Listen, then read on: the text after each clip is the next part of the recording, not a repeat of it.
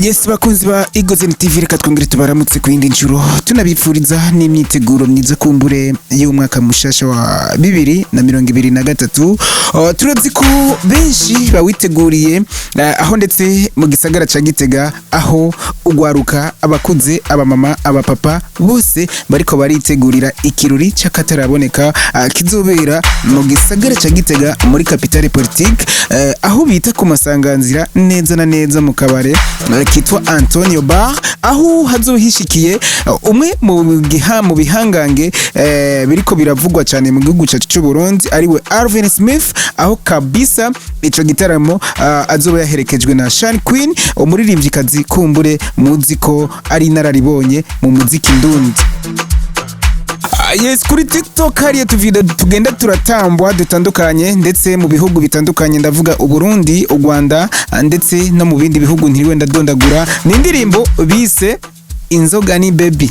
Kurikirana gato iyi ndirimbo hama ndababwire icyatumye ni prokumbure nigarukira kuri no munsi fashe iyi ndirimbo. Inzoga ni baby, umuziki uryo awufite.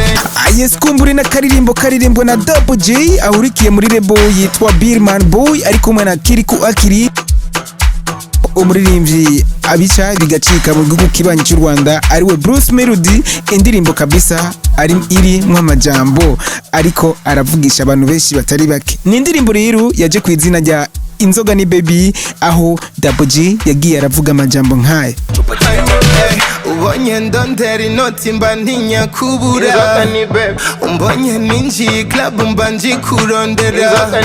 Aho teretwenga gato umviriza Jay Akili nawe ukuntu yinjiye avuga ngo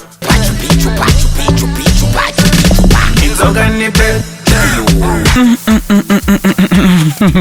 Muntu utaza kunyandikira commentaire muri iki kiganiro uzo uri kurambanira, kuko nanje nico gituma kumbure navuze ati uno musi sinogira ico mvuze, sinoreka kugira ico mvuze kuri kano karirimbo ka Double J ari kumwe na Jay Akili, ari kumwe kandi na Bruce Melody kuva mu gihugu kibanyi cy'u Rwanda. Ndeke niryoshe ibi byana biransaza.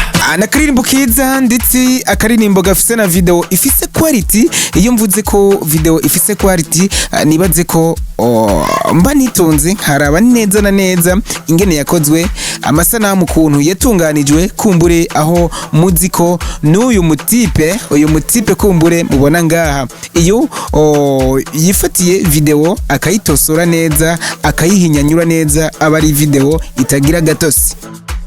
Nuko mu masanamu y'aka karirimbo harimwo Double J aho yariko aririmbira ahantu hamanitse, ndabona amakariso hariya anye, ndabona kandi n'amasutye na karirimbo kabisa. Umaze kuraba amasanamu yako canke wewe utararaba amasanamu yako na karirimbo woraba ugatwenga uravye uko kuntu biyumviriye kuririmbira ahantu hari dekoro nk'iyi.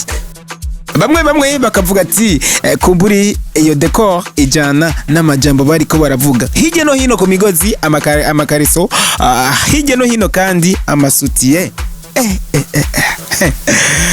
Ni Double J ari kumwe na Jay, aho aka karirimbo kabisa kakimara iminota 25 gusa kari kamaze gukwiza views 1000.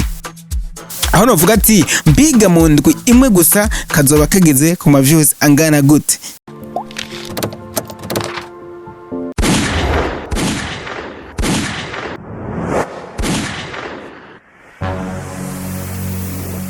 Igozeni TV.